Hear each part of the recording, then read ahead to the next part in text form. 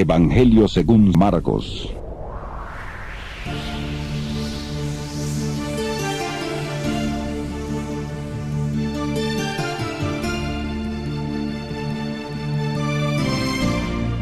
Te damos la bienvenida a tu programa Palabras de Vida Eterna. En estos momentos compartiremos el estudio del libro de Juan Marcos, Yohanan.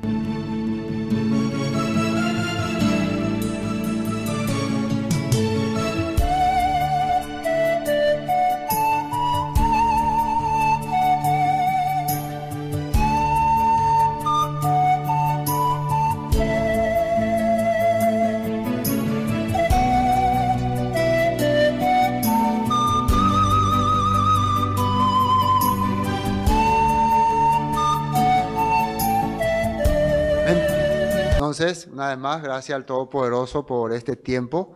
Vamos a directamente ya empezar, ¿no?, la reunión de hoy. Hoy vamos a continuar el libro de Marcos, Yohanan, Marcos, el capítulo 5. Vamos a ir a la segunda parte. Ya empezamos la vez pasada con el ex endemoniado gadareno. Siempre le llamamos el endemoniado gadareno, pero a partir de ahora ya es ex. Hasta el sábado pasado era todavía endemoniado, pero ya nosotros le vimos que ya no es más endemoniado. Ahora él es el evangelista gadareno. Está llevando la buena nueva a todas las ciudades en Decápolis. Bueno, vamos a Marcos capítulo 5. Marcos capítulo 5. Y vamos a ver desde el versículo 21. ¿Qué pasó en el versículo 21? Pero para recordar, porque siempre es bueno recordar estos versículos que habíamos visto antes. Entonces, el ex endemoniado fue liberado de toda esa legión que le gobernaba, que le controlaba. Era una región que estaba siendo dominada por seres impuros, seres inmundos. Bastante hablamos ya la vez pasada sobre eso, ¿no? Y ya hemos tocado bastante en este estudio de Marcos sobre lo que representa esos seres impuros, que tienen la capacidad de trastornar la vida de las personas. Entonces, él le pidió una cosa, el versículo 19, dice 5:19, mas Yeshua no se lo permitió. Él quería, déjame ir contigo, déjame servirte. Yeshua no se lo permitió, sino que le dijo, vete a tu casa, a los tuyos, y cuéntales cuán grandes cosas el Eterno ha hecho contigo y cómo ha tenido misericordia de ti. Ese era el mensaje que Yeshua le mandó que lleve. Es como, fíjense que estamos ya estudiando el libro de Marcos y lo que puedo entender al leer este punto es que este hombre no va a ir a hacer un evangelismo profundo. Él va a ir a mostrar el poder del Todopoderoso en su vida manifestado.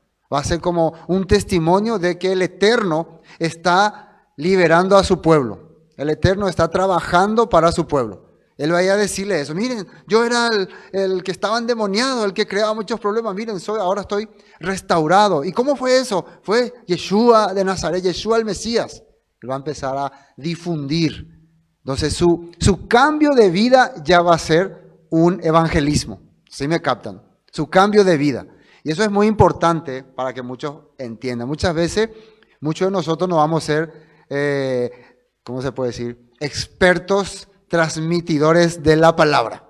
Expertos, personas que llegan a la persona y le dan ahí clase de cátedra de escritura. Pero sí, con nuestra vida, con la vida que estamos llevando y la gente que nos conocía antes va a entender realmente el Todopoderoso está trabajando. Realmente está haciendo su voluntad. Entonces, de toda clase de personas, de evangelizadores, el Padre va a mostrar. Un ejemplo en el Antiguo Testamento, ¿quién era? La misma Rahat. ¿Quién era Rahat? Una persona que vivía corrompidamente, sabemos su profesión, pero un día el Todopoderoso se manifestó en su vida. ¿Y qué hizo de ella? Hizo de ella una persona fiel a la palabra, que después formó parte del pueblo de Israel y otras personas también. Bueno, eso es muy importante, ¿no?, en la Escritura, que nuestra vida sea también lo que esté llevando el mensaje. Después, versículo 20 dice, y se fue y comenzó a publicar en Decápolis cuán grandes cosas había hecho Yeshua con él, y todos se maravillaban. Después está, estas son, ¿no? Son las 10. Y ahí están sus nombres. Estas eran entonces las ciudades, la ciudad donde vivían. Acá puse yo algunos nombres de las personas que habitaban. En estas ciudades vivieron sirios, babilonios, persas, griegos, romanos y hebreos asimilados. Muchos hebreos que habían adoptado de acuerdo a cada invasión que hubo. Primero fueron los sirios, poblaron esa región, entonces varios hebreos se asimilaron a ellos, se empezaron a mezclar. Después fueron babilonios, después fueron persas, después fueron griegos. En la actualidad había muchos griegos y también había romanos. Entonces se puede decir que era una región bien mezclada de todas las naciones que invadieron a Israel. Entonces una sombra profética de Israel también esparcido entre las naciones, mezclado entre todas las naciones y asimiladas. Y Yeshua viniendo a restaurar eso. Entonces se puede ver acá el plan profético de ir por las ovejas perdidas. Es como se puede decir como un destello, un arranque de un plan que estaba preparado a gran escala, que iba a ser después a gran escala. Ya iba a empezar en esa región de Decápolis. ¿Ven? Bueno, vamos a continuar. Entonces ahora sí ya el video introductorio del capítulo 5, versículo 21. Adelante.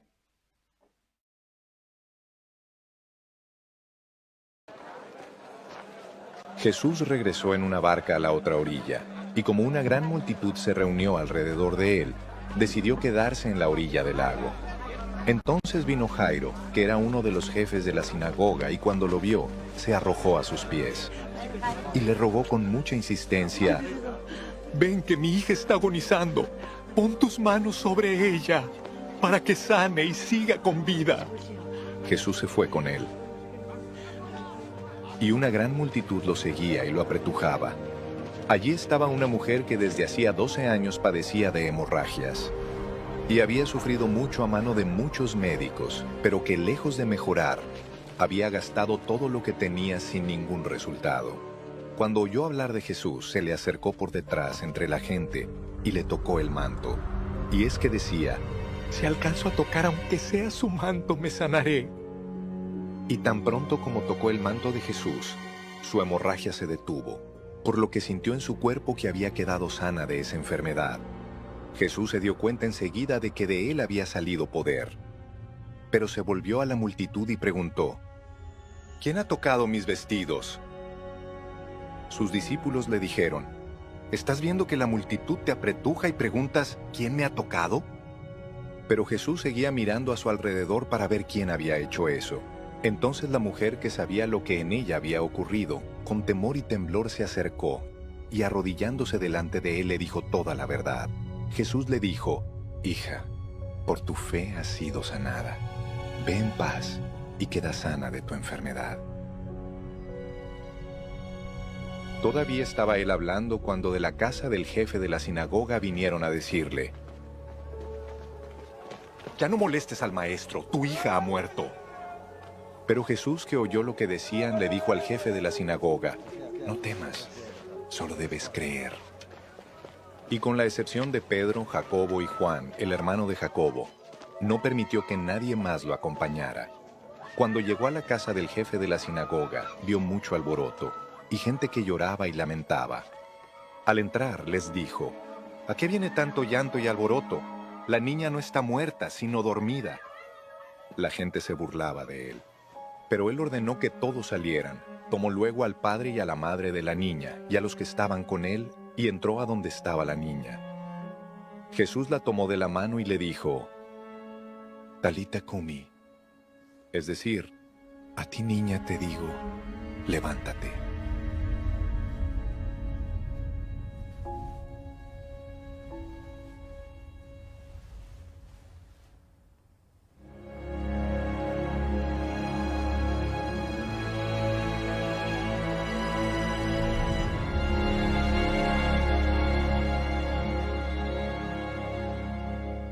Enseguida la niña, que tenía 12 años, se levantó y comenzó a caminar.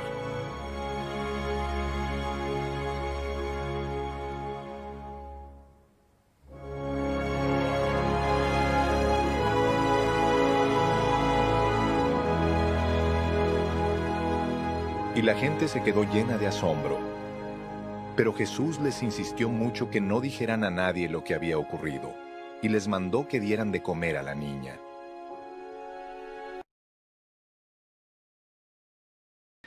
Vamos a empezar a leer versículo 21. Pasando otra vez Yeshua en una barca a la otra orilla, se reunió alrededor de él una gran multitud y él estaba junto al mar. Y acá vamos a empezar a ver algunos puntos que a través de, recuerden que todas las cosas que nosotros analizamos y vemos de la obra de Yeshua se confirma con la Torá, con los profetas y con los salmos. No hay otra forma de entender lo que él estaba haciendo, lo que estaba ocurriendo ahí. Podemos sacarle nuestras ideas espirituales, lo que nos parece bien, ¿sí? Yeshua haciendo milagros con la gente, ayudando a los necesitados, pero lo que nosotros estamos viendo acá es un mensaje de restauración. Y nuevamente volvemos a recordar que era el tiempo en que Roma estaba persiguiendo a los creyentes en el Mesías y los estaba encarcelando, los estaba torturando.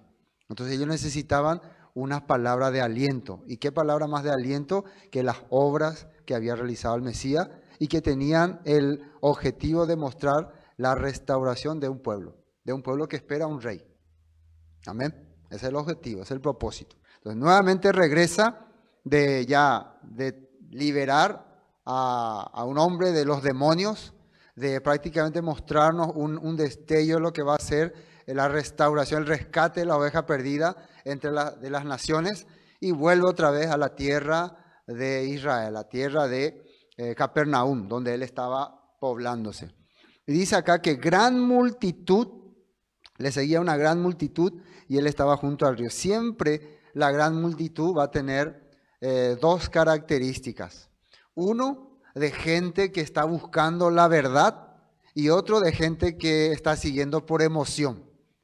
Siempre va a haber, cuando hay muchas personas, no vayan a creer que esas personas todos están yendo porque buscan la verdad o buscan la esperanza. No, generalmente la mayoría va por situación o emoción, pero en realidad no está buscando la verdad. Pero entre ellos, entre esa multitud, hay algunas personas que están de verdad sintiendo la necesidad del Todopoderoso. Por eso dice una parte en la Biblia, muchos son los llamados y pocos los escogidos. O sea, no nos sorprenda siempre las multitudes. Cuando algunos piensan, nosotros somos muchos, estamos en gran cantidad, entonces de eso hay que quitar un poquito nomás.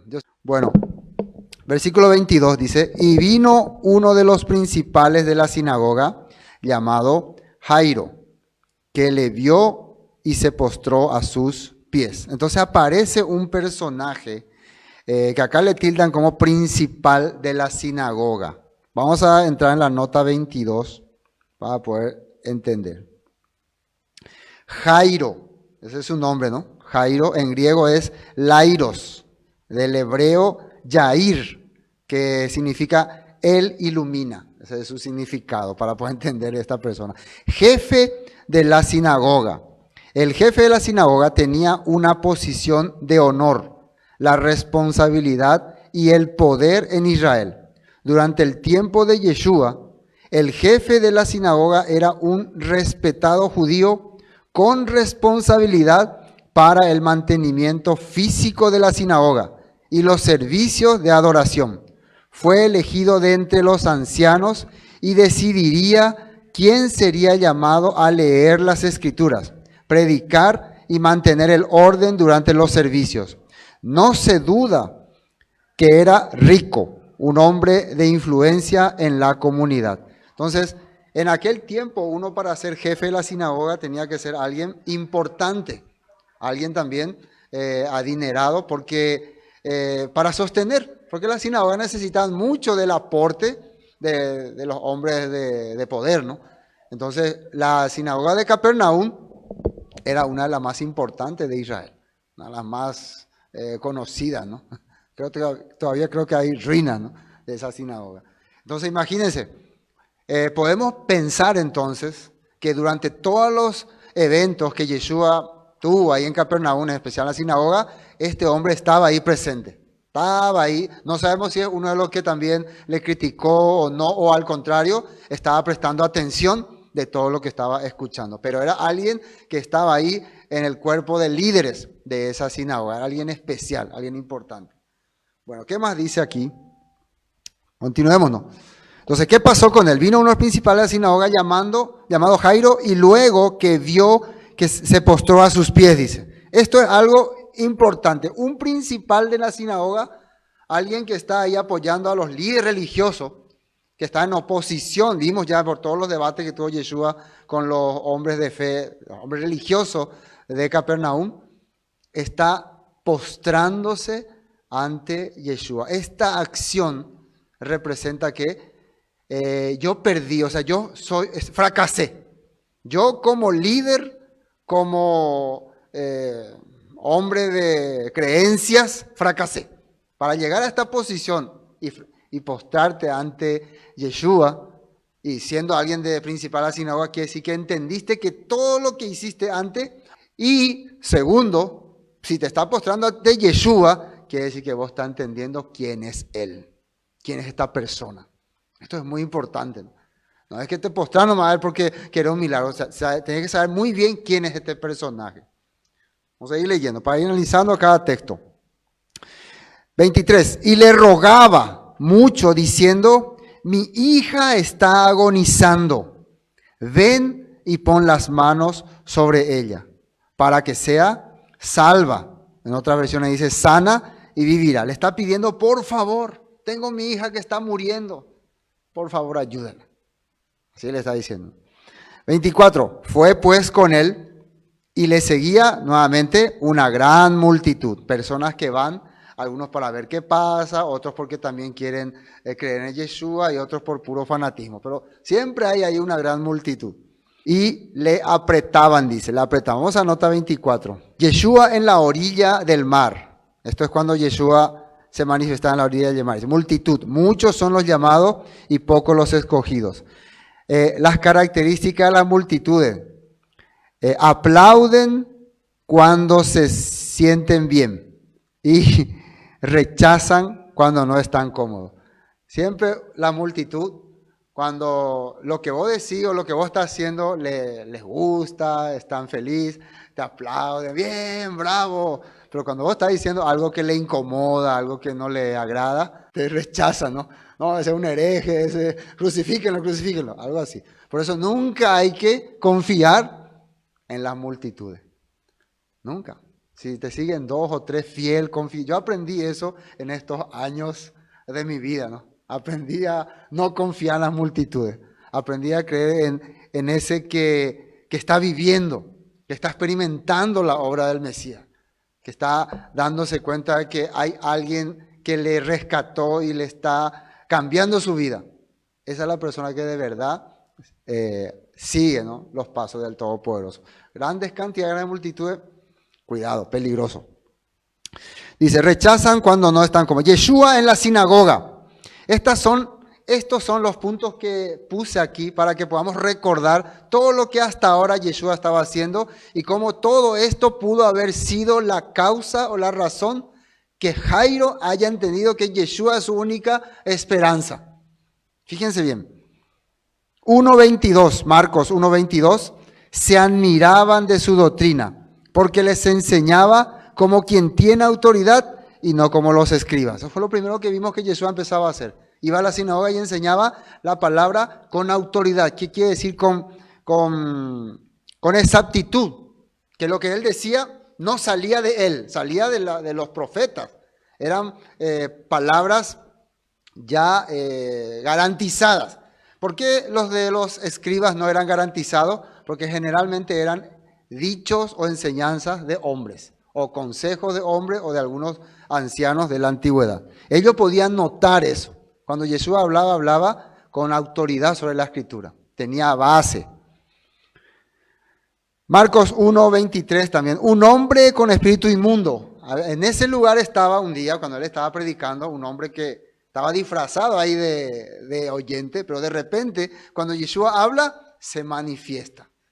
Empieza a manifestarse y es liberado por Yeshua. Eso también fueron testigos todas las personas que estaban ahí. Sigue, ¿no? Marcos 2:3. Un paralítico que era cargado por 4. Otro acontecimiento que él hizo estando en la casa posiblemente en la casa de Pedro, en Capernaum, que también fue notorio en todas partes, noticia que corrió. Y al pasar vio a Leví el publicano, algo increíble. Un publicano se hace seguidor de un rabí.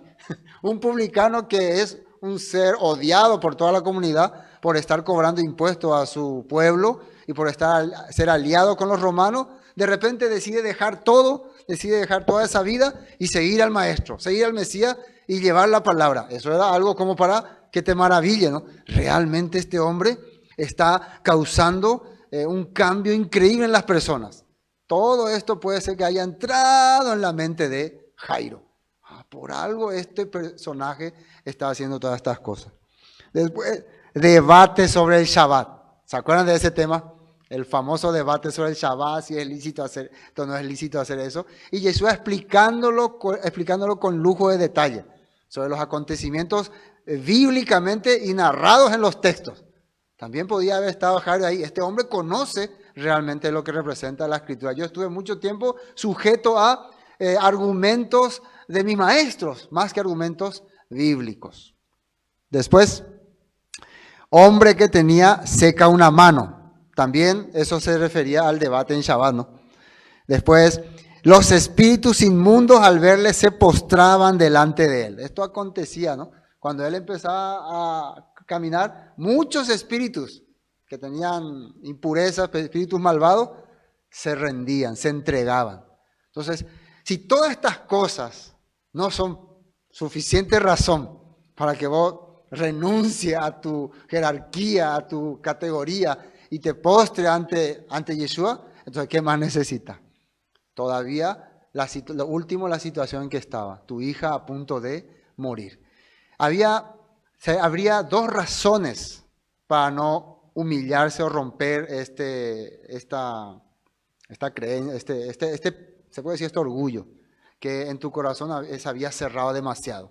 Algunos habían encerrado mucho, como dice Yeshua, se había engrosado, ¿no? Se había llenado de un fanatismo ciego. Muchas veces no era ni siquiera la posición. Analizamos muchos personajes en la Biblia, no es porque amaban la posición que no creían, sino había algo que les encerró ahí. Es lo mismo que tuvo el faraón, lo mismo que tuvo el corazón del faraón. Ocurre a una persona, pero ocurre. Después, parábolas, todas las parábolas que contó. Vamos a ver este texto, Deuteronomio 18:15. Profeta de en medio de ti, de tus hermanos como yo, Moisés decía, ¿no? Te levantará el eterno tu Elohim, a él oiréis. Había también una palabra en la Torá que dice que se iba a levantar un hombre, un profeta, una persona que iba a revelarte cosas como lo hizo Moisés. Entonces, recuerde, siempre hablando para tratar de identificar por qué un hombre principal de la sinagoga como Jairo, teniendo esa posición, vendría y se postraría ante Yeshua. Y este texto también puede ser que ayude. El Todopoderoso, a través de su siervo Moisés, nos recordó que se iba a levantar un profeta que iba a tener las mismas características que Moisés. ¿Qué iba a hacer? Iba a traernos el mensaje de restauración, iba a liberarnos del sistema, iba a ordenar nuestra vida. Y a ese teníamos que oírle.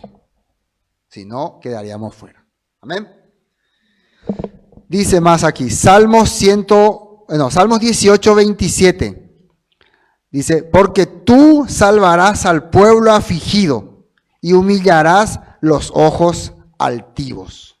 También puede haber sido este salmo que funcionó. Daniel 4:37. Ahora yo.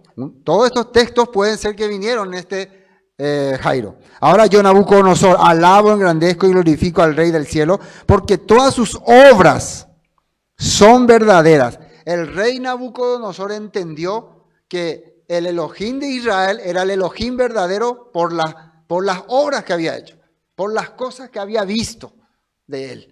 Y entendió que él era un soberbio, que él era un orgulloso. Esto es lo que puede hacer que uno renuncie a su propia justicia. Amén.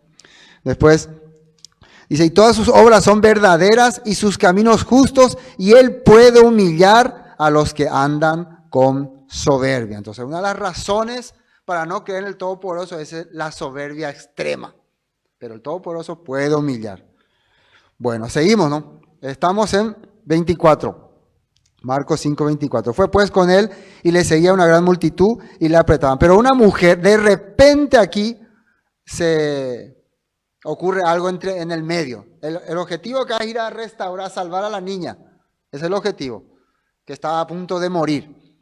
Y ya vimos que Jairo se somete, se postra, por favor, ayúdame, Yeshua, voy a ir a ayudarte. Pero de repente ocurre algo en medio de este drama, se puede decir, en medio de que está yendo Yeshua a salvar a una niña, hija del principal de la sinagoga, aparece una mujer enferma. Así dice la Escritura. Por eso siempre cuando se cuenta esta historia de Jairo, tenemos que hablar de la mujer que tenía esta enfermedad, ¿no? No podemos dividir el tema, porque siempre está en el medio. Quiere decir que el maestro quería que hablemos de ella en este momento. Quería relacionar entonces estos dos casos. Dice, versículo 25, pero una mujer que desde hacía 12 años padecía de flujo de sangre y había sufrido mucho de muchos médicos y gastado todo lo que tenía y nada había aprovechado, antes le iba peor. Dice ahí, una mujer que desde hacía 12 años. Nuevamente, porque acá no dice todavía, pero después vamos a ver que la niña también tenía 12 años. Este después vamos a analizar, ese es el número 12. Pero bueno, dice que tenía una enfermedad que se llamaba flujo de sangre. ¿Qué es esa enfermedad, flujo de sangre? Quiero mostrarle esta nota. Marcos 5:25. Una mujer de la multitud hacía 12 años que sufría de una hemorragia continua. Es como una mujer que está en sus estados normales, ¿no? De que tiene la mujer su menstruación, pero en este caso, más del tiempo normal. Ya habían pasado 12 años, entonces no se podía decir que era algo normal, era ya una enfermedad. Y se creía varias cosas en ese tiempo sobre esta enfermedad. Inclusive la ley, la Torá, hablaba sobre este punto. Miren, Levítico 15:25 dice así: si una mujer tiene durante muchos días un flujo de sangre que no está relacionado con su periodo menstrual, o si el sangrado continúa más tiempo de su periodo normal, es ceremonialmente impura. ¿Qué significa? Ella no puede hacer ningún servicio religioso en Israel. Y en aquel tiempo una mujer que tenía su flujo menstrual normal no podía tampoco estar en contacto con su pareja ni nada de eso. Entonces se puede decir es una persona que está apartada, separada. No puede tener contacto con el pueblo ni con el Eterno. Imagínense. Esa es su situación. Aparte de que esta enfermedad, aparte de que no puede tener contacto con el Eterno ni con nada que se relacione con el Eterno, le está matando. Yo me imagino después de 12 años cómo ella estaría. Tal vez ya estaba en sus últimos tiempos. Tal vez lo último que pudo hacer es tocar el manto del Mesías.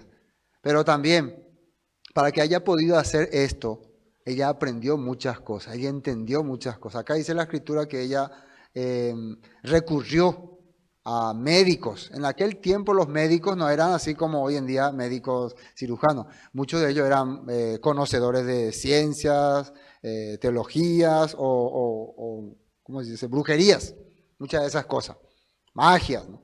O otras cosas, ¿no? Esos eran los médicos. Invocaban ¿cómo conocemos los famosos médicos de acá, ¿no? Hasta te médica, ¿no? Suelen escuchar hasta médica y te hace un conjuro, te hace unas oraciones.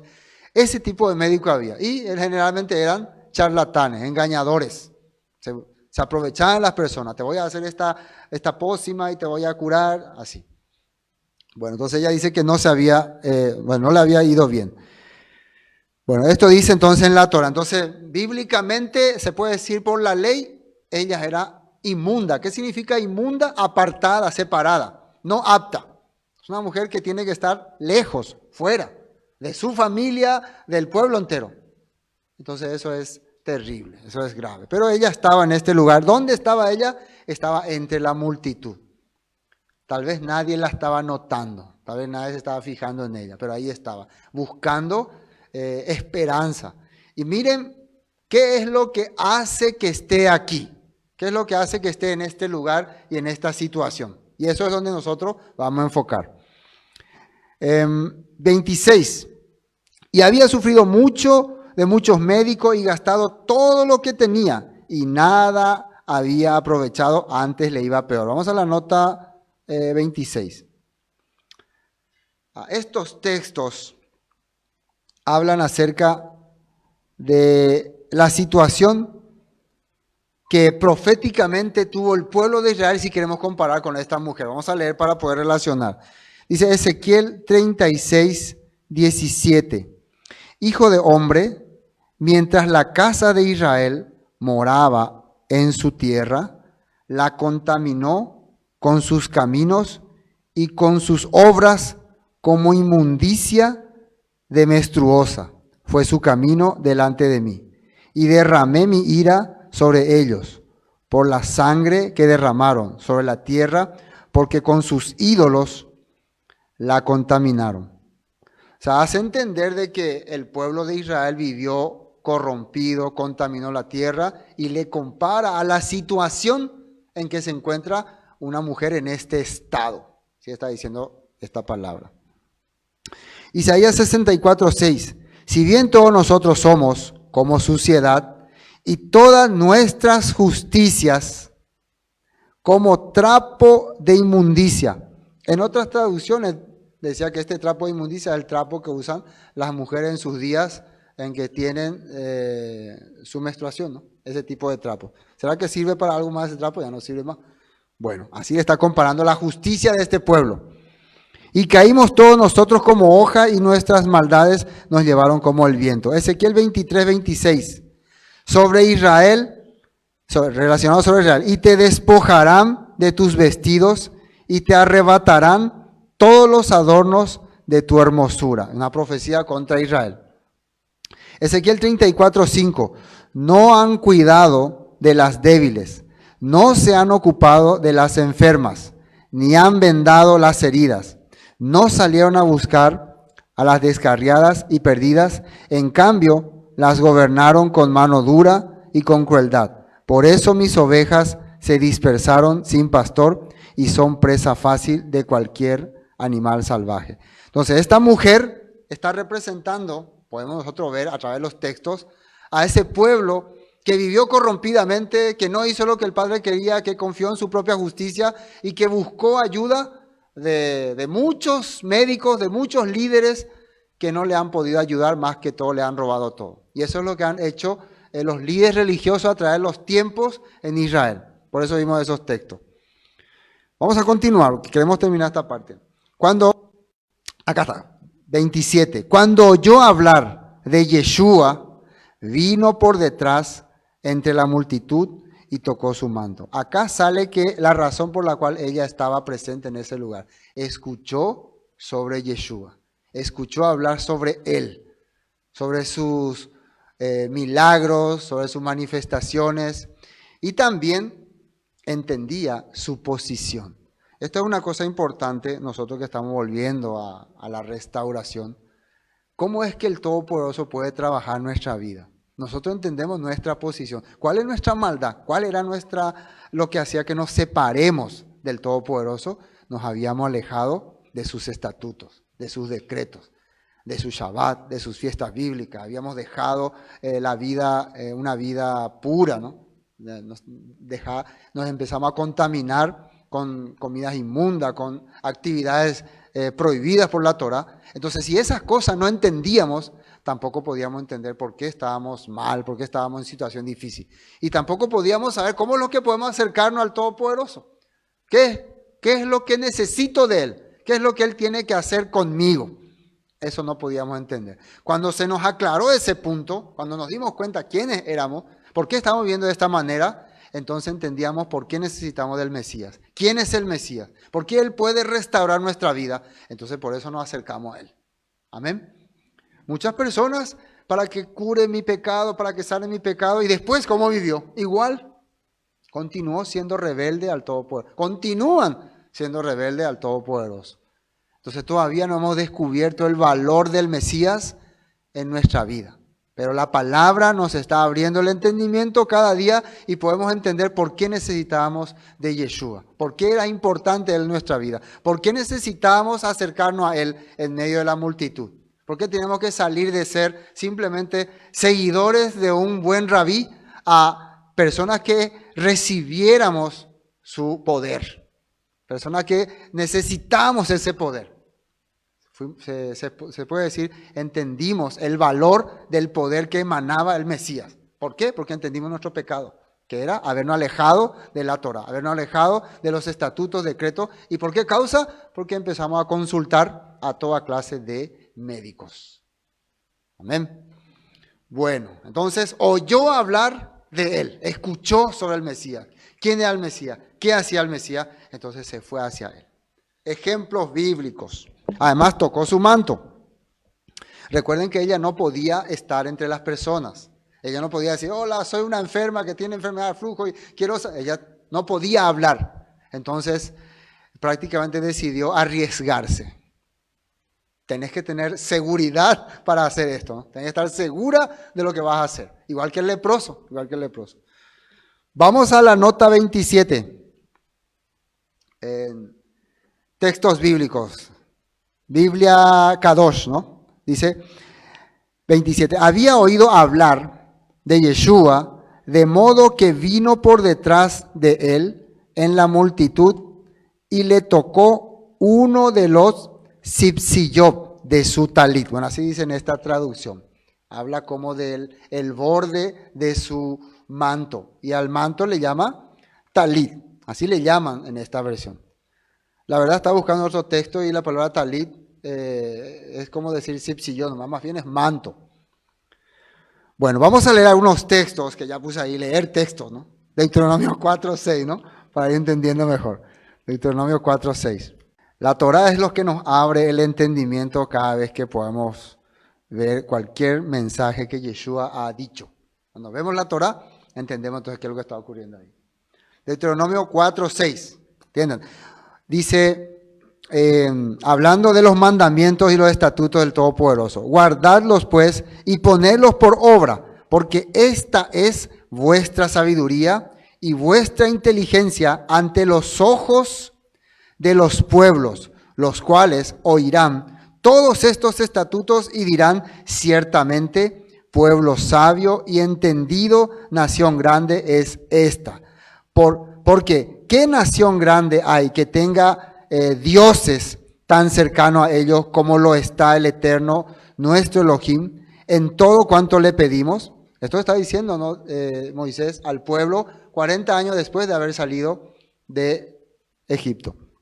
8. ¿Y qué nación grande hay que tenga estatutos y juicios justos como es toda esta ley que yo pongo hoy delante de vosotros? Por tanto, versículo 9, guárdate y guarda tu alma con diligencia para que no te olvides de las cosas que tus ojos han visto, ni se aparten de tu corazón todos los días de tu vida, antes bien las enseñarás a tus hijos y a los hijos de tus hijos.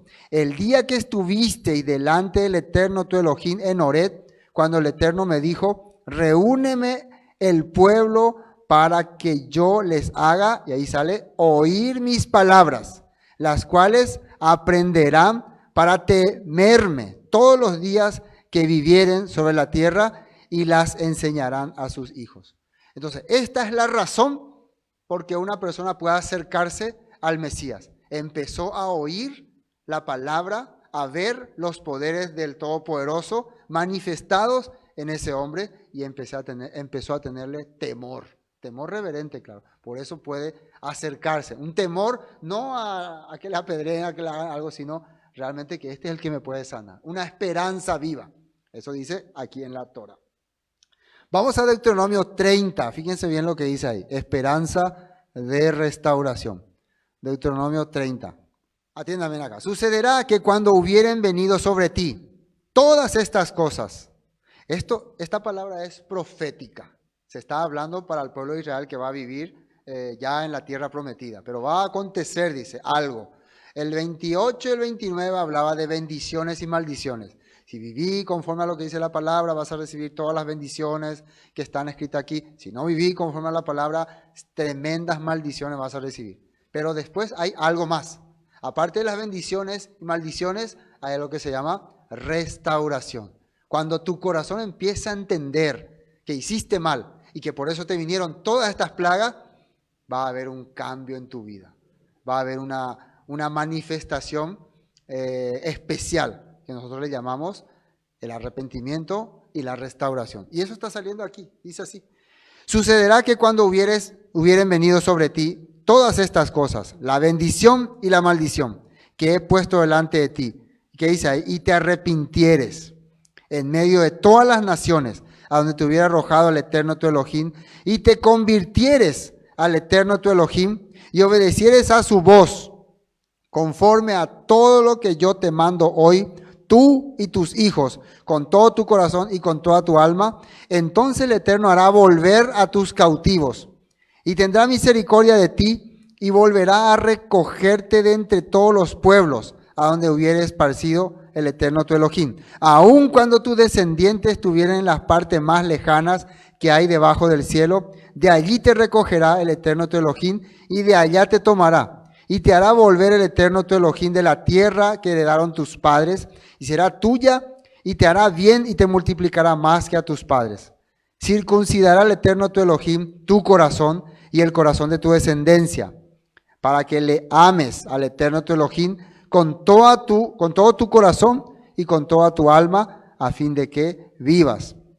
Y pondrá el Eterno tu Elohim todas estas maldiciones sobre tus enemigos y sobre tus aborrecedores que te persiguieron. Y tú volverás, ¿y qué dice ahí? Y oirás la voz del Eterno. Y pondrás por obra todos sus mandamientos que yo te ordeno hoy. Vas a empezar a escucharlo otra vez. Quiere decir que cuando haya en el corazón ese deseo de regresar y entender por qué me pasó estas cosas, por qué viví esta desgracia, vas a empezar a poder escucharlo otra vez, a distinguir de entre lo falso y lo verdadero. Amén. Entonces, esto está ocurriendo con Jairo y con esta mujer. Ellos están entendiendo por qué estaban viviendo así, por qué estaban viviendo en esta situación, por qué mi hija estaba a punto de morir, por qué yo estoy padeciendo 12 años de esta enfermedad, porque nos habíamos apartado de la voluntad del Padre. Y ahora sentimos eso y a través de las obras y manifestaciones que el Mesías está haciendo, ellos están regresando desde el corazón. Sus corazones están circuncidando. Amén. Seguimos. 9. Y te hará el Eterno tu Elohim abundar en toda obra de tus manos, en el fruto de tu vientre, en el fruto de tu bestia y en el fruto de tu tierra para bien, porque el Eterno volverá a gozarse sobre ti para bien, de la manera que se gozó sobre tus padres.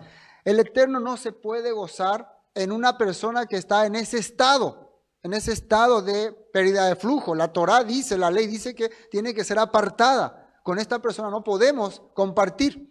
Por eso en un matrimonio, la etapa de la esposa cuando está en sus días, no puede unirse con su marido. Ahí no hay gozo. ¿Cuándo tienen otra vez gozo? Cuando termina y pasan los 7 días de purificación, ahí tienen otra. Por fin nos encontramos. Es gozo. Acá nuevamente el Todopoderoso se va a gozar con su pueblo porque va a estar purificada, restaurada, sana. Amén. Después de haber entendido por qué llegó a ese estado, a esa situación, después de tanto tiempo. Y después, sobre tus padres. 10. Cuando obedecieres a la voz del Eterno tu Elohim para guardar su mandamiento, sus estatutos escritos en este libro de la ley, cuando te convirtieres al Eterno tu Elohim con todo tu corazón y con toda tu alma. Acá dice arrepentimiento y también conversión. ¿Qué es arrepentimiento? Decidí salir de este sistema, decidí salir de esta vida. ¿Y qué es conversión? Cambiar. No solamente decidí salir, sino también cambiar. Ahora no voy a más vivir de esta manera. Eso es importante. ¿Ven? Pero hay un texto más, porque estamos viendo lo que esta mujer experimentó. Y está en Josué capítulo 2. Josué capítulo 2. Esto es cuando Josué envió 2 espías para que vayan a controlar la tierra de Jericó, porque iba a invadir, y ustedes me van a traer la información de cómo está el país, si está hay capacidad, hay posibilidad de invadir o no. Ustedes van a darme toda la información. Cuando ellos fueron, ya fueron descubiertos por los guardias del rey de Jericó y entonces se escondieron en la casa de una mujer que se llamaba Rahab, que cuenta la Biblia que tenía de profesión ramera, ¿no? Y ella le empieza a narrar algo espectacular. Miren lo que dice el versículo 9, 2:9. Sé que el Eterno os ha dado esta tierra. Imagínense cómo le habla una ciudadana de Jericó, una cananea. A mí me sorprende esta parte, porque en el propio Israel había israelitas que no estaban creyendo nada. Uno de ellos era Acán, que era líder de Judá, y era israelita, era el tribu de Judá. Pero una cananea, que era ramera, estaba ahí en el país corrupto, le había caído se puede decir, la voz del Todopoderoso, había transformado su vida porque escuchó, dice. Miren cómo narra. Sé que el Eterno os ha dado esta tierra porque el temor de vosotros ha caído sobre nosotros. Todos los moradores del país ya han desmayado por causa de vosotros. Tenía bastante información. Versículo 10, porque hemos oído que el Eterno hizo, acá vienen las obras, por eso es importante las señales. Las señales no es para que me maraville por la señal, para que cambie mi corazón. Increíblemente hay muchas personas que han visto muchas señales, pero siguen teniendo el corazón duro. No han cambiado su vida, no han entendido muchas cosas. El faraón vio tantas señales y no cambió. Los israelitas vieron muchísimas señales, igual no cambiaron su corazón. Pero algunas personas, a través de las señales, su corazón cambia hacia el Eterno. Eso es lo que importa. Amén. Dice, hemos oído que el Eterno hizo secar las aguas del Mar Rojo delante de vosotros cuando salisteis de Egipto, y lo que habéis hecho a los dos reyes de los amorreos que estaban al otro lado del Jordán, a Sehón y a Og, los cuales habéis destruido. Oyendo esto, ha desmayado nuestro corazón, ni ha quedado más aliento en hombre alguno por causa de vosotros, porque el Eterno vuestro Elohim es Elohim de arriba en los cielos y de abajo en la tierra. ¿Qué les parece su testimonio? Simplemente por haber oído, simplemente por haber escuchado. Una narración que viene ya trayendo desde 40 años atrás. Por lo visto la información ha llegado. ¿Y qué dice acá? Que mucha de la población estaba con miedo, estamos con terror. Pero ustedes vieron acaso que el rey de Jericó se rindió, salió a pedir rendición. Claro que no, ahí estaba listo para pelear con Josué. Por eso hay muchas personas que a pesar de que saben todas las cosas, tienen este corazón que se llama endurecido. Hay dos características de una persona que escucha la palabra: endurece o se arrepiente, se humilla. Algunos escuchan la palabra y ¿qué efecto produce esa palabra en su corazón? Endurecimiento. No. Y otros se arrepienten. Sí, hice mal. Estaba mal. Fallé. Hay equivocando. Me equivoqué. Perdónenme. Perdóname, Perdónenme, gente. Y otro, no sé, no entiendo muy bien. Voy a ver, voy a analizar. No me convence tu argumento. Todas estas cosas. Tiene ese corazón duro. Y el Padre nos está mostrando. Bueno, hay otro texto aquí voy a mostrarles sobre escuchar. Primera Reyes 4:34. La gente que venía para escuchar al rey Salomón. Esto es interesante. Dice, y para oír la sabiduría de Salomón venían de todos los pueblos y todos los reyes de la tierra a donde había llegado la fama de su sabiduría.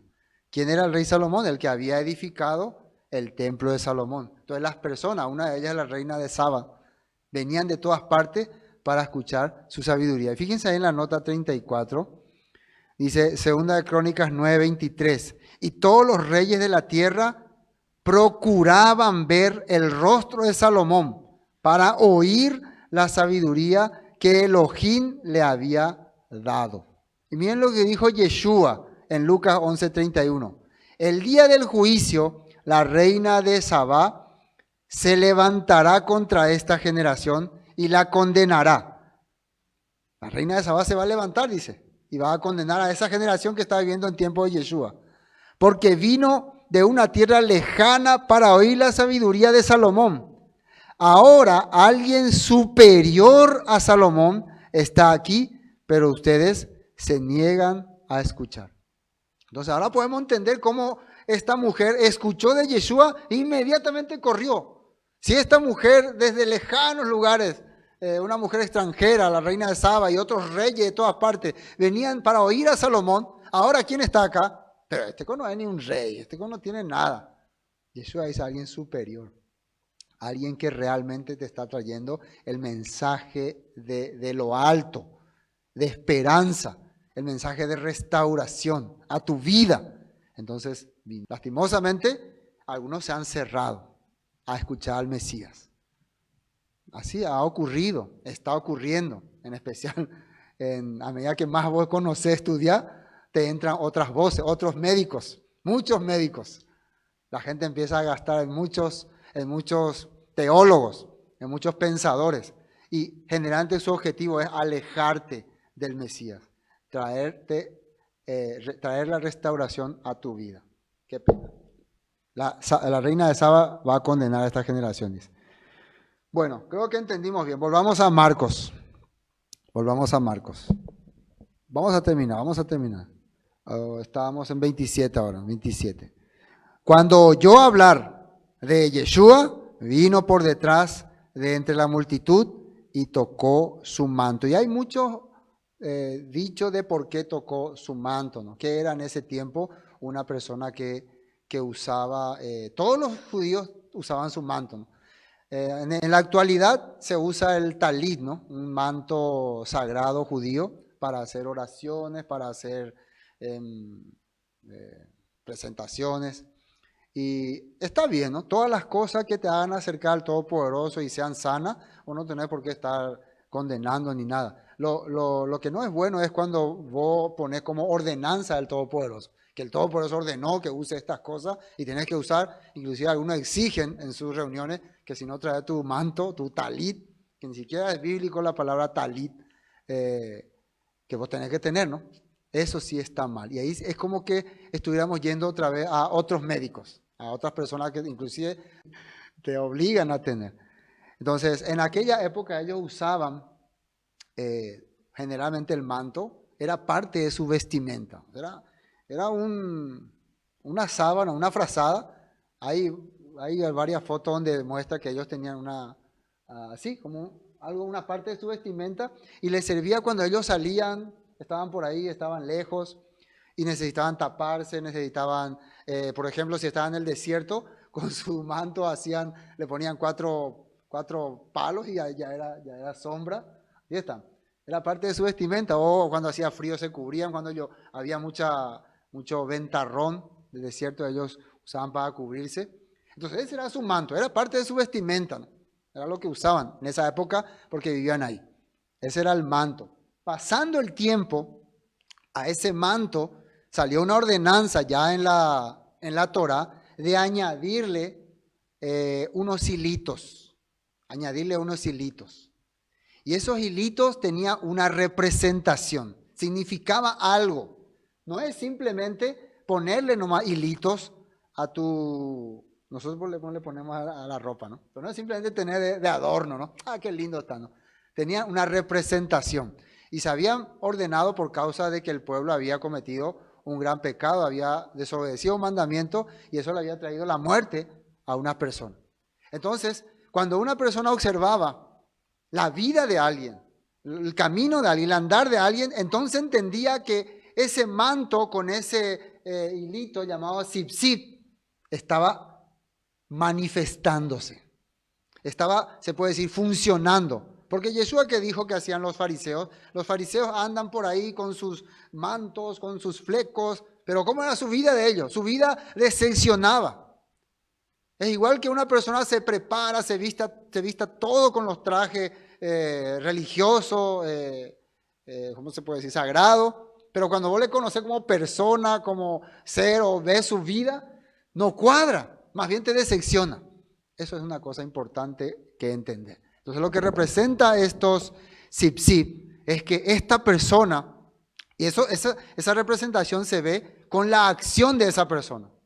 ¿Entiendes? No es el sí el poder, es la acción, es las obras, los hechos que está haciendo este individuo, lo que hacen que esto realmente tenga valor en su vida. Así que no significa nada ponerse, no te hace más kadosh, tener talit o tener kippah o tener tzipzit, no te hace más kadosh. Vivir una vida kadosh es lo que te hace ser santo ante el Eterno. Amén. Y eso es lo que esa mujer entendió. Y por eso tocó su manto. Porque algunos creerían que no, el manto tiene el poder. ¿Por qué cuando los apóstoles empezaron también a ir a llevar el mensaje, la gente quería agarrarse de su ropa? Porque era su vida lo que estaban viendo, cómo estaba manifestándose ante las personas. Eso es lo que esta mujer estaba entendiendo. Eso es lo que ella comprendió. La sombra de Pedro, ¿sí? La sombra de Pedro, porque Pedro estaba actuando de acuerdo a las ordenanzas del Todopoderoso. Y vamos a ver algunos textos, inclusive que se relaciona con la sombra, ya que tocó el hermano Tadeo eso. Seguimos con los textos. Seguimos con los textos.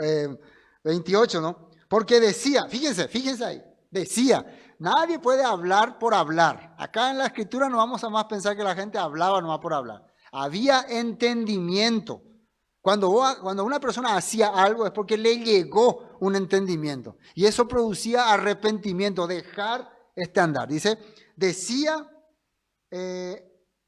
si tocare tan solamente su manto, seré salva. Seré sanada, dice en otra versión. Seré restaurada. ¿Por qué? ¿Qué es lo que necesita una persona con este tipo de enfermedad que la Torah marca como una inmundicia, algo que te separa para ser restaurada? Y decía en Deuteronomio 30, volver a la palabra, regresar a la palabra, circuncidar el corazón. Entonces cuando esta mujer estaba viendo el Tzipzit Yeshua, un hombre que está viviendo, haciendo lo que dice la Escritura, está viendo su esperanza de regresar a la Torah. Y eso le va a traer sanidad. Yo soy tu sanador, dice en Éxodo capítulo 15. Vamos a nota 28. Acá la ropa de 4 esquinas era la vestimenta cotidiana en los antiguos tiempos. Y aún lo es entre los beduinos, la gente que vive hacia allá. Los tzipzit, así se dice, ¿no? Flecos, tzipzit, flecos, puntitas, los cuales van en las 4 esquinas. Esto es lo que este comentario dice. Esquina, y representan los 4 puntos cardinales, norte, sur, este, oeste, para indicar el señorío del Adonai en todo el universo. Aquí sale algunas características, ¿no? De algunos nombres. Por ejemplo, ese talit que uno usa, que vimos ahí en la foto, se llama talit gadol, que es gran manto. Así es su traducción, ¿no? Gran manto. Talit katán es como un chalequito, ¿no? Pequeño manto, que también usan en la actualidad. Después están los tzipzit, flecos en las prendas. Esto es muy importante. Estos flecos se usaban en sus prendas, en las cosas que iban ellos a usar cotidianamente. ¿Para qué? ¿Con qué objetivo? Vamos a ir viendo más adelante. Pero esto es para entender. Malaquías 4:2 dice así: mas a vosotros, los que teméis mi nombre, nacerá el sol de justicia y en sus alas traerá. Esa palabra alas también representa como cubrir. Es como igual que sea un manto. Traerá salvación y saldréis como becerros de la manada. Saldréis como becerros de la manada. Un versículo que alega de que en los últimos tiempos la persona que se vuelva al Padre va a recibir una cobertura de protección. Una cobertura de protección. Para entender lo que esta mujer está entendiendo con el manto de Yeshua. Números 15:37. Vamos a ver ese texto. Vamos a buscar. 15:37. Ahí está la ordenanza de los tzipziyot. 15:37. Y si ustedes leen todo este texto, este capítulo 15, hablaba del hombre que actuaba con soberbia, el hombre que ultrajaba al Todopoderoso, a pesar de que se le dio la palabra y rechaza, no, sea yapota la yaposea, yo voy a vivir como quiero, no me importa. Y un hombre se fue a cortar leña en Shabbat, no me importa nada. Y dice que la agarraron y no le apedrearon ni lo hicieron nada, aunque ya había mandamientos de lo que hay que hacer, pero no le hicieron. Porque el problema de esta persona era su corazón soberbio. Era muy soberbio, no tenía arrepentimiento, no se humillaba. No vayan a pensar ustedes que el Todopoderoso era así. Vos te fuiste a trabajar en Shabbat, te pillamos, a matarte. No, no era así, como muchas veces nos muestran en la película. Se hacía un juicio, se investigaba, se analizaba. Se le daba la chance a esa persona de por qué hiciste, te arrepentí, de que se arrepienta, de que lamente, sí entendí que hice mal. Así era. Pero esta persona actuó con soberbia, no me importa, no estoy de acuerdo, no quiero. Igual que Coré. Coré le desafió a Moisés. Solamente los sacerdotes tenían la obligación de tener su incensario para ir a quemar en el tabernáculo.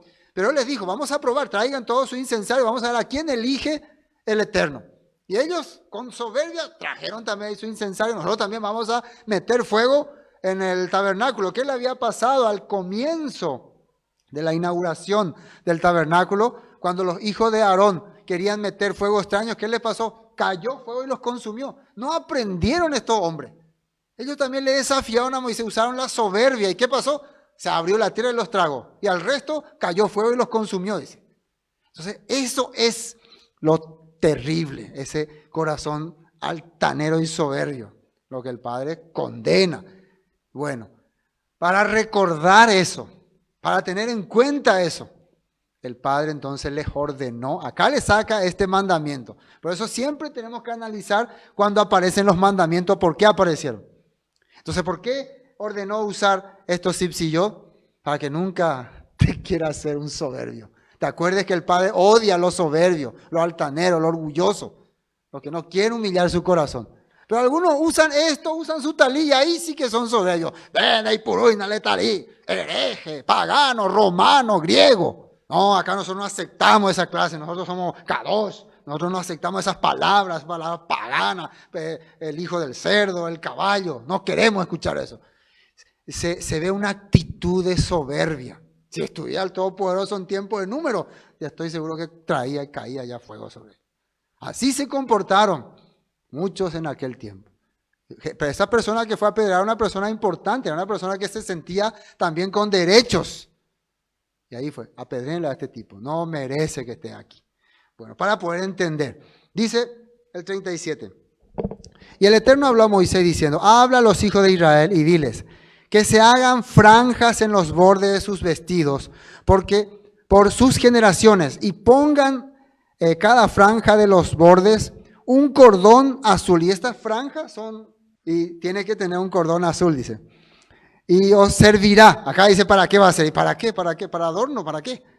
De franja, para que cuando lo veáis, os acordéis de todos los mandamientos del Eterno, para ponerlos por obra, y no miréis en pos de vuestro corazón y de vuestros ojos en pos de los cuales os prostituyáis, para que os acordéis y hagáis todos mis mandamientos y seáis santos a vuestro Elohim. Ese era el objetivo.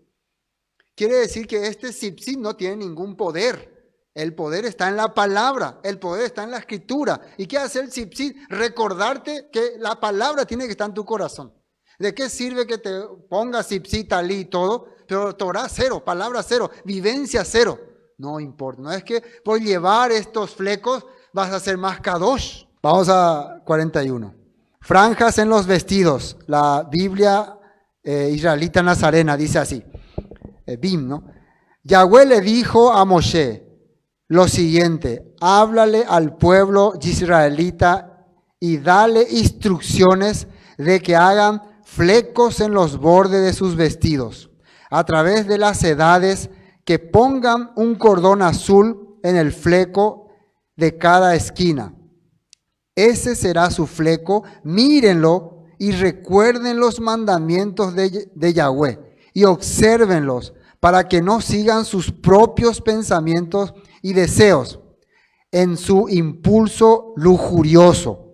Así se acordarán de observar todos mis mandamientos y de estar consagrados a su Elohim. Yo, Yahweh, soy su Elohim, el que los sacó a ustedes de la tierra de Misrayim para ser su Elohim. Yo, Yahweh, su Elohim. Este era el objetivo por el cual tenían que usar esos flecos. Acá en Biblia K2:38 habla a los hijos de Israel instruyéndoles a hacer por todas sus generaciones zipsillot en las esquinas de sus atuendos. Y acá en otro sale prendas, o sea, eso podía estar en sus ropas también, en donde puedan ellos identificarse. Entonces, no necesariamente tenía que ser un manto con talit, ¿no? Entonces se hace ahí sagrado el manto, porque muchas personas lo han considerado el manto como muy sagrado por los talit, porque les lleva a todas partes. Podía estar por cualquier lado, pero la verdad, otra vez, ¿qué es lo más importante? ¿Los tzipsillot en tus prendas o la Torah en tu corazón? Claro, ese es el objetivo, ese es el objetivo. Entonces lo principal es que la Torah se vea, se manifieste, porque la Torah no se puede ver en tu corazón, se tiene que manifestar. Amén. Bueno, vamos a Éxodo 37, 33, 7. Éxodo 33, 7.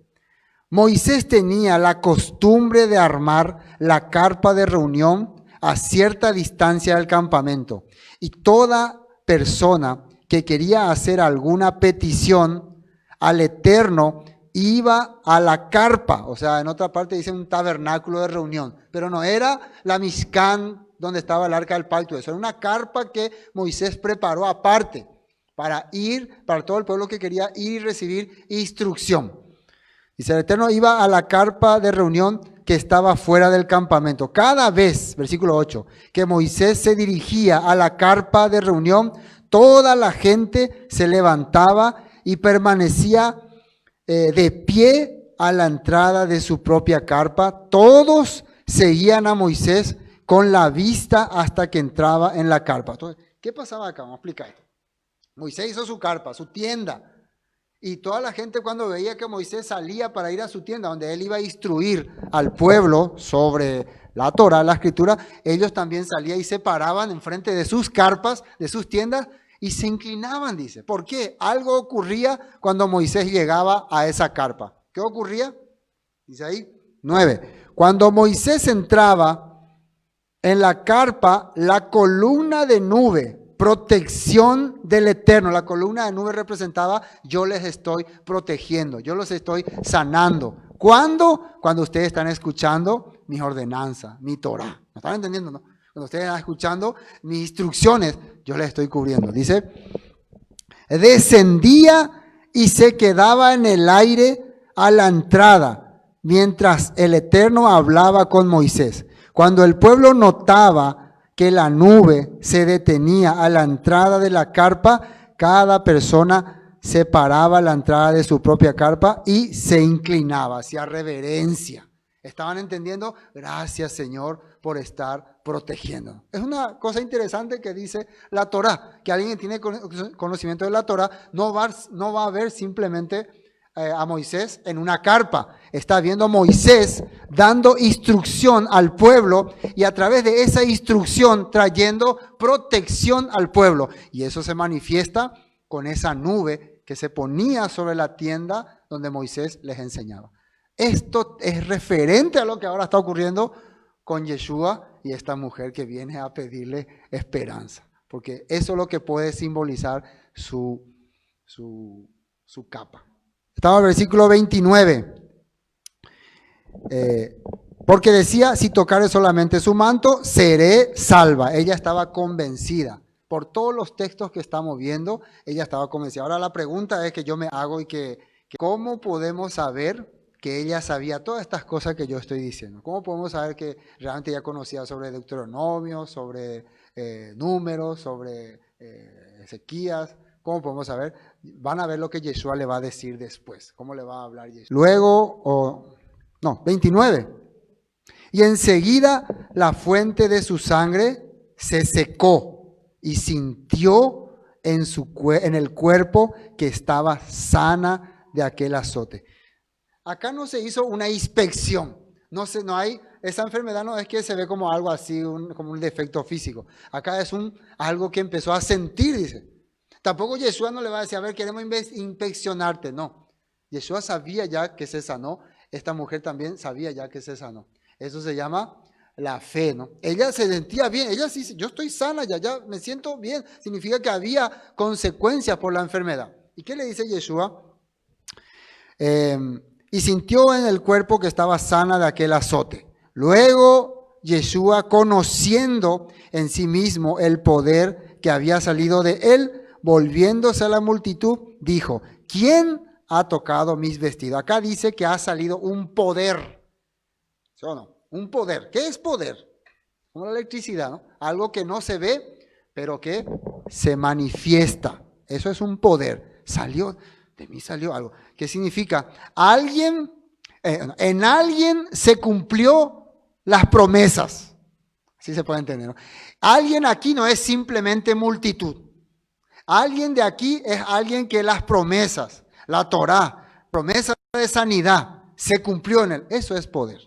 Cuando la palabra estaba escrita, que ha sido manifestada por el Todopoderoso, ha funcionado en la vida de alguien, es poder. Porque vos das la palabra y después esa persona empieza a accionar. Entonces es algo que no se ve, porque la palabra tiene el rúa, es un aliento. Pero cuando empieza a ver el cambio, o en el caso de esta mujer se siente mejor, se nota que ha cambiado, entonces es un poder que ha salido. Y Yeshua podía entender eso, porque él era la Torah viviente. Entonces la Torah empezó a funcionar en alguien. ¿Por qué no decía antes eso? Porque lo que le seguían era multitud, ¿no? Era multitud. Pero ahora sí alguien estaba recibiendo poder. Vamos a ver lo que dice algunos textos. 29, ¿no? Nota 29. Morando bajo la sombra del Omnipotente. Algunos textos que se relacionan con esto. Salmo 91, Biblia BIM. Versículo 1. El que habita al abrigo del león y mora a la sombra, manto, Torah, del Shaddai, dígale a Yahweh, refugio mío y fortaleza mía, mi Elohim, en quien confío. Al quien se le manifiesta la sombra del Todopoderoso, su manto sagrado, confiese, hable, diga, manifieste. He sentido el poder del Eterno en mi vida. Así dice el Salmo, ¿no? Porque Él te librará de la trampa del cazador y de la epidemia destructora. Con sus plumas, manto, te cubrirá, bajo sus alas hallarás refugio, escudo y armadura en su fidelidad. Del libro de Ruth capítulo 3, versículo 8. Vio a una mujer, porque entonces, primero estamos viendo el Salmo 91, habla de una persona que recibió la bendición del Todopoderoso bajo su sombra, bajo su ala. Tiene que decir, tiene que hablar, yo he sido restaurado, he sido sanado, he sido curado, aleluya. Y también después habla de una mujer que dejó su mundo, dejó su casa para seguir al Todopoderoso a través de Noemí, y que el Todopoderoso le estaba también dando refugio, le estaba cubriendo también con su sombra a través de vos. ¿Se acuerdan de esa historia, no? De Ruth. Y acá algo interesante, acá podemos ver lo que representa el manto, ¿no? ¿Qué era el manto? Vamos al versículo 8, dice, a la medianoche, es el 3:8, ¿no? De Ruth. Él se estremeció y se volteó y vio a una mujer acostada a sus pies. Versículo 3. Voz en el campo. Entonces él le preguntó, ¿quién eres tú? Y ella respondió, soy Ruth, su servidora. Extienda su manto sobre su servidora, porque usted es pariente redentor. Entonces, ¿qué le pide que haga? Que extienda su manto. ¿Qué estaba haciendo vos con su manto? ¿Qué hacía vos con su manto? Se tapaba, ¿no? Entonces el manto no era para hacer oración, o tal vez estaba, no sé, parecía que estaba durmiendo, ¿no? Entonces ese era lo que hacían los mantos, era para taparse. Pero acá no es el manto lo que tiene ¿cómo se puede decir? Lo kadosh, lo sagrado. Es ese hombre vos, es el personaje vos. Y Ruth entendió a través de su suegra Noemí que él es el que puede darle redentor, y andá, acércate, pedí a él que te cubra con su manto. Y él vino, Ruth vino y le dijo, Señor, extiende tu manto sobre tu servidora. Ahí se cumple todos estos textos que estábamos viendo. Yo quiero ser parte, quiero ser redimida por el pueblo del Eterno. Y usted es el camino, usted es la forma, la puerta para que yo sea redimida, para que haya redención. Y era vos, un antepasado de Yeshua. Lo mismo está ocurriendo con esta mujer. Sí, qué bueno. Entonces por eso enseguida la fuente de su sangre se secó y se sintió que su cuerpo estaba sana. Bueno, Yeshua sintió que salió poder de él. Versículo 31. Sus discípulos le dijeron, ¿ves que la multitud te aprieta y dices, ¿quién me ha tocado? La multitud otra vez. La multitud sirve solamente para confundirte. Cuando vos ves mucha multitud, vos pensás que está funcionando la obra del Todopoderoso, que está trabajando. Aquí hay mucha gente, acá Elohim está trabajando. Y allá casi no hay nadie, ahí no trabaja Elohim. Entonces no se dejen confundir por la multitud. Ahora la multitud, ¿qué está haciendo? Le está apretando nomás a Yeshua. No hacen nada, pero hay una persona entre la multitud que está recibiendo ese poder.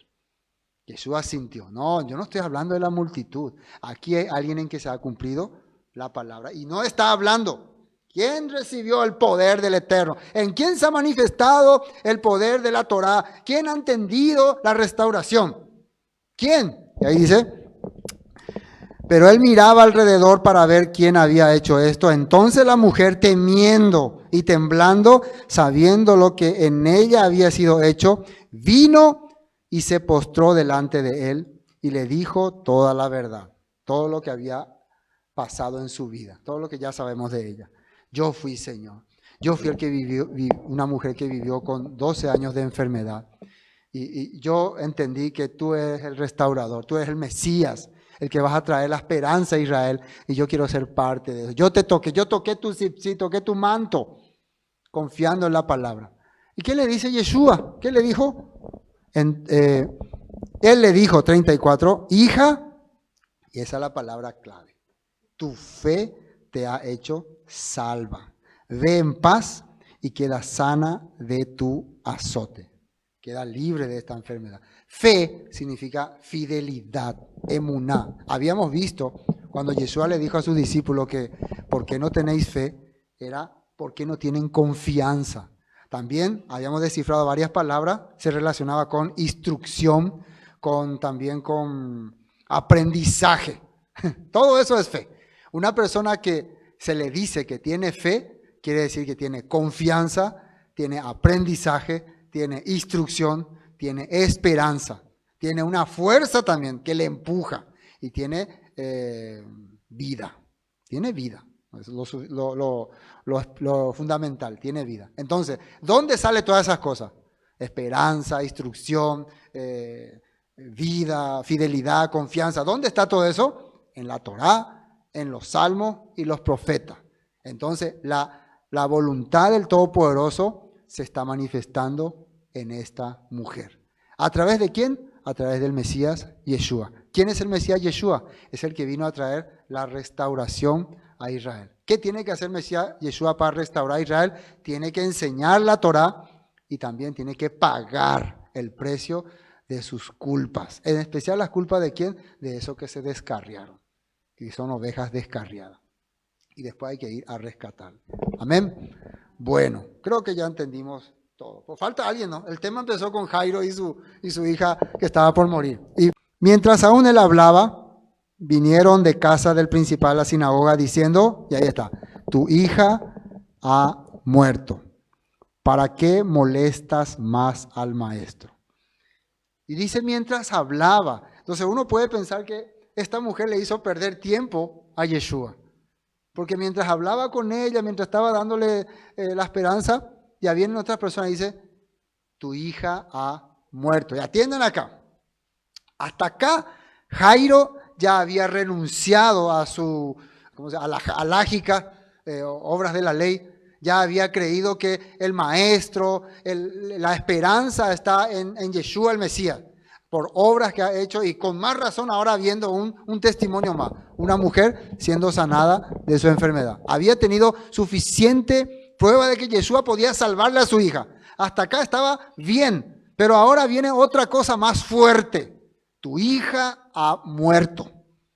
Ante la muerte, ¿qué podemos ya hacer nosotros? Nosotros siempre, por favor, ore para que se sane, ore todo.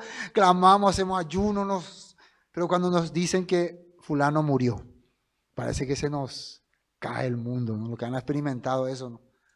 Cuando escuchan de un pariente que al final murió, parece que se acabó todo, ¿no? Como que ya no hay nada. ¿Cómo creen que estaría Jairo hasta aquí? No es que no cree más el maestro, no es que no cree que es un hombre que puede salvar, hacer muchas cosas, pero llegó la muerte. La muerte ya es algo que no se puede más resolver, retroceder. Hasta aquí nomás. A menos que surja otra vez poder en su corazón. Pero claro, vos podés decirle a una persona, hay textos que te pueden dar esperanza sobre la muerte. A una persona que todavía no está experimentando eso, pero a alguien que ha experimentado. En ese momento es como que el mundo se le cayó. Necesita a alguien que le levante. Y eso es lo que Yeshua va a hacer ahora. Y miren lo que le va a decir. En medio de la muerte, en medio de la noticia, tu hija ha muerto. Ya no necesitas más del maestro. El maestro te puede ayudar mientras tenga vida. Te puede solucionar tu problema económico, te puede solucionar tu problema con tu pareja, te puede solucionar tus enfermedades. Pero una vez que eres mano o paga, ya anda ahí, pues, y hay más solución. Y eso es lo que la gente piensa. Por eso las personas ante la muerte ya se rinden, ya se entregan y ya renuncian a todo. Como si el fin de todo lo que estamos haciendo, creyendo y viviendo fuera la muerte. Pero no es así, o es así. Mientras él hablaba, vinieron de la casa del principal a la sinagoga diciendo, tu hija ha muerto. ¿Para qué molestas más al maestro? Pero Yeshua, luego que oyó lo que se decía, dijo al principal de la sinagoga. ¿Qué le dijo? No temas, no temas. El temor era que ya no hay solución. Ante la muerte ya no hay solución. Eso es lo que siempre nosotros tenemos de temor. Ay, si viene la muerte, y si me muero, yo no, ay, no quiero, no hablo de la muerte, ni oye, es la muerte, no temas. Y después sale otra palabra, cree solamente, yo no, cree solamente, eso es medio fácil, ¿no? No se le puede decir a alguien que ya su hija murió, cree solamente. Tal vez a alguien que todavía su hija está enferma y todavía hay esperanza, le puede decir, cree solamente. Pero a alguien que su hija ya murió, le acaban de decir sus amigos, ya Omar, no malander allí. ¿Le puede decir, cree solamente? No, ya. ¿Qué es lo que voy a creer, mamá, esto? Cree solamente. Y acá sale, ¿en qué creer? ¿Qué tengo que creer yo? Cuando Yeshua, la Torah viviente, el que está manifestando el tema de restauración, el que ha sanado a una mujer que tenía 12 años de enfermedad de flujo, el que ha hecho milagros, ha liberado a un hombre de demonios, el que ha sanado a un hombre de su mano seca, el que ha liberado a muchos de enfermedades, te dice, cree solamente. ¿Qué es lo que tenés que creer? Eso es lo importante. Para eso está la Torah, los escritos. Deuteronomio 28, 2. Si obedeciereis al Eterno, tu Elohim, recibirás las siguientes bendiciones. Tus ciudades y tus campos serán benditos. Miren lo que dice el 4. Tus hijos y tus cosechas serán benditos. Las crías de tus rebaños y manadas serán benditas. La palabra bendición significa van a tener el favor del Todopoderoso. Si vos haces lo que dice la Escritura, viví conforme a la palabra, seguí la ordenanza del Mesías, de la Torá, vas a recibir bendiciones. Entre ellos está tus hijos. Tus hijos van a recibir el favor de la Torah. Después, primer libro de Reyes, capítulo 17. Son textos que habrán surgido cuando sale de la boca de Yeshua, cree solamente. No tenemos que nosotros más quedarnos con esa mentalidad de cree solamente, sí, así, voy a creer. Sino cuando me dicen cree solamente, ya tienen que llover los textos bíblicos. ¿Por qué me dice Yeshua cree solamente? Porque hay pruebas de que alguien que a pesar de que ya había ocurrido esta misma situación, se revertió. Hay en la Escritura. Y primero la Torah te dice que tus hijos, si vas a hacer lo que dice la palabra, van a ser benditos. Miren lo que dice acá en Reyes 17:21. Profeta Elías. El profeta Elías era el profeta que estaba trayendo la palabra a un pueblo corrompido, a un pueblo que se había apartado, que estaba adorando a Baal. ¿Saben su historia, no? Y en el tiempo ese, cuando había sequía, él llegó a la casa de una viuda que la alimentó y le dio muchas cosas. Pasando el tiempo de esta viuda, su hijo se enfermó y finalmente se murió. Y Elías mismo se sorprendió. ¿Por qué ocurren estas cosas? ¿Por qué sucede esto? Si esta mujer me ha servido mucho. Entonces, ahí tenía que aplicarse esa palabra, cree solamente. Quiere decir que esta mujer, a pesar de que había hecho todo lo que Elías le dijo, le había dado a él primero, le había servido como Jairo, algo no había hecho, creer solamente. En esta situación, en la situación de la muerte, hay que creer solamente. Miren qué pasó. Resurrección del hijo de la viuda Sarita. Y se tendió sobre el niño, 21, 3 veces, y clamó al Eterno y dijo: Yahweh Elohim mío, te ruego que hagas volver el alma de este niño a él. Y el Eterno oyó la voz de Elías, y el alma del niño volvió a él, y revivió. Tomando luego Elías al niño, lo trajo del aposento a la casa y lo dio a su madre. Y le dijo Elías: mira, tu hijo vive. Entonces la mujer, fíjense lo que dice la mujer. Entonces la mujer dijo a Elías: ahora conozco que tú eres varón de Elohim y que la palabra del Eterno es verdad en tu boca. Pero ya había ocurrido milagro con el aceite, con la harina. Ya habían visto que a través de Elías había manifestado mucho poder. Pero ahora esa mujer está confesando, ahora recién me doy cuenta que cuando vos hablas es la palabra del Todopoderoso, del Elohim de Israel. Ahora ella pudo creer, ahora se abrió su entendimiento. Esto es más allá de traer harina y de traer aceite, más allá de comida nada más. Es algo más, es devolverle a la persona la vida hasta de la muerte. Eso es algo solamente que puede el Todopoderoso hacer.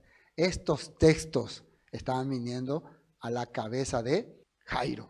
Entonces, si eso ocurrió en tiempos de los profetas, ¿por qué no puede ocurrir en tiempos de Yeshua? Si él está creyendo que Yeshua está trayendo la restauración, Elías, eso es lo que traía también al pueblo de Israel, entonces él va a hacer cumplimiento de esta palabra. Y hay más, Oseas 6:2, ¿qué dice ahí? Pueblo de Israel, nos dará vida después de 2 días. En el tercer día nos resucitará. En otra versión dice, nos restaurará y viviremos delante de él. Siendo principal de la sinagoga, ¿será que no conocía estos textos? ¿O conocía? Conocía, ¿no? Sabía. Entonces, creer solamente, ¿qué significa? Regresar a la palabra, volver a los textos. Y esto está ocurriendo ante el restaurador, ante el que trae el mensaje de esperanza, quiere decir que estos textos se van a cumplir en la vida de este hombre Jairo. Amén. 37, ¿no? Y no permitió que le siguiese nadie, sino Pedro, Jacobo y Juan, hermano de Jacobo. Y vino a la casa del principal de la sinagoga y vio el alboroto y a los que lloraban y lamentaban mucho. Y entrando les dijo: ¿por qué alborotáis y lloráis? La niña no está muerta. Muerta representa separada, apartada, ya no funciona. Acá nosotros estamos pudiendo ver proféticamente, a través de Yeshua, la restauración de las 2 casas, si queremos ver eso. Porque la mujer inmunda significa el pueblo de Israel que fue desechada, que fue apartada por su inmundicia. Y esta mujer, o esta niña, representa a los judíos, a Judá, que a pesar de que están con la Torá, están ahí llorando, están alborotando y aparentan estar muertos. Aparentan estar muertos, pero para el Todopoderoso solamente están durmiendo. Están durmiendo. Entonces los judíos, como dice no como creen los cristianos tradicionales, no están muertos. Están durmiendo nomás. Ahí dentro de poco van a despertar. ¿Y a quién le van a ver cuando despierten? A Yeshua el Mesías. Ahí le van a ver a él. Van a ver, eras tú el Mesías. Sí, ellos van a ver a él. Sigamos. Si no duerme. ¿Y qué dice acá? Se burlaban de él. Mas él, echando fuera a todos, tomó al padre, a la madre, la niña y a los que estaban con él y entró donde estaba la niña. Y tomando la mano de la niña le dijo: Talita Kumi. Esto es en arameo, ¿no? O en hebreo. Que traducido es: niña, a ti te digo, levántate. ¿Sale? Miren esa palabra interesante. Levántate. Esperanza de Judá a ti te digo, levántate. Casa de Israel, a ti te digo, levántate. Pueblo de Jerusalén, Capernaum, que están durmiendo, levántense. Que aparentan muertos, levántense. Porque el Todopoderoso tiene promesa, bastantes promesas con ellos. Después, ¿qué pasó? Y luego la niña se levantó y andaba, pues tenía 12 años. Tanto la mujer con inmundicia como esta niña que había muerto tenían 12 años, que representa al pueblo de Israel. Siempre cuando vemos este número podemos entender eso en todas partes de la Escritura. 12 puertas, 12 tribus, 12 apóstoles. Los 12 apóstoles, ¿por qué fueron escogidos así? Porque van a juzgar a las 12 tribus de Israel. Porque había 12 puertas en la Nueva Jerusalén. Y aunque estén mezclados entre las naciones, ellos van a entrar ahí. Eso representa estos 12. Vamos al versículo 42, a la nota 42. Isaías 60, con este versículo vamos a ir terminando. Sale esta palabra también y me gustó mucho. Levántate para los tiempos finales, para el tiempo de la restauración. Resplandece, levántate, resplandece, porque ha venido tu luz y la gloria del Eterno ha nacido sobre ti. Porque he aquí que tinieblas cubrirán la tierra y oscuridad las naciones, mas sobre ti amanecerá el Eterno, y sobre ti será vista su gloria, y andarán las naciones a tu luz, y los reyes al resplandor de tu nacimiento, Israel, Judá y Jerusalén restaurados. Amén. Todo por eso estaba dando ya esta previa a través de su Hijo Yeshua para su pueblo, para que el que tenga oído, oiga, perdón. Oiga, el que tenga oído, oiga. Bueno, y finalmente, pero Él les mandó mucho que nadie supiese y dijo que se le diese de comer. Una vez que uno es restaurado, tiene que empezar a alimentarse, tiene que empezar a recibir fuerzas, porque estaba mucho tiempo dormido. Eso es lo que está pasando con nosotros en este tiempo. Amén. Me alegra mucho poder compartir los textos de nuestro Maestro Yeshua, porque no simplemente estamos viendo historias de sanidad y de milagros, sino de restauración. Estamos viendo cómo a través de todas estas manifestaciones, el Padre nos está enseñando que nosotros estamos siendo parte de esa restauración, resurrección y esperanza para nuestras vidas. Amén. Hoy hasta aquí vamos a compartir. Shalom.